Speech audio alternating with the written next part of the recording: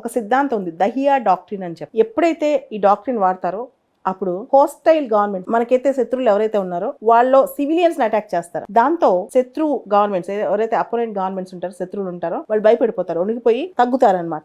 ఇది Dahiya doctrine అంటే. Israel ఈ దహియా డాక్ట్రిన్ వాడుతుందా అనే ఆలోచన కూడా చాలా మందికి వచ్చేస్తుంది. ఇక్కడ ఇజ్రాయెల్ సపోర్ట్ ఎక్కడి నుంచి ఉంది? యుఎస్ పొలిటికల్ కానీ, డిప్లొమాట్ కానీ, మిలిటరీ కానీ, ఏ సపోర్ట్ కావాలని యుఎస్ ఇవ్వాల్సిందే ఇప్పుడైతే. కానీ యుఎస్ మాట అయినా ఇజ్రాయెల్ ఉంటుందా, అమెరికా మాట అయినా ఇజ్రాయెల్ ఉంటుందా అంటే అమెరికా మాట చాలా సందర్భాల్లో ఇజ్రాయెల్ పెడచెవిన పెట్టేస్తుంది. భారతదేశం కూడా ఎప్పుడు ఆచి తూచి ఎప్పుడు కూడా భారతదేశం తన ఒపీనియన్స్ బయట చెప్పొద్దు. అలాంటి యుఎన్ లో ఇది చాలా పెద్ద హ్యూమన్ రైట్స్ ఇష్యూ. దీనిలో ఇక్కడ హ్యూమన్ రైట్స్ వైలేషన్స్ చాలా జరుగుతున్నాయి. ఇది కొంతమంది అయితే దీన్ని జీనోసైడ్ అని కూడా అంటున్నారు, ఒక రేస్ ని అటాక్ చేసేస్తున్నారని చెప్పి. సో ఒక డిస్ప్రపోర్షనేట్ ఫోర్స్, ఇండిస్క్రిమినేట్ ఫోర్స్ అనేది, అంటే ఎటువంటి విచక్షణ లేకుండా డిస్ప్రపోర్షనేట్ గా ఇజ్రాయెల్ శత్రువుల్ని కొట్టి పడేస్తుంది అనమాట. సో ఇజ్రాయెల్ ఈ విషయంలో చాలా కఠినంగా ఉంటుందని కూడా నిపుణులు అభిప్రాయపడుతున్నారు.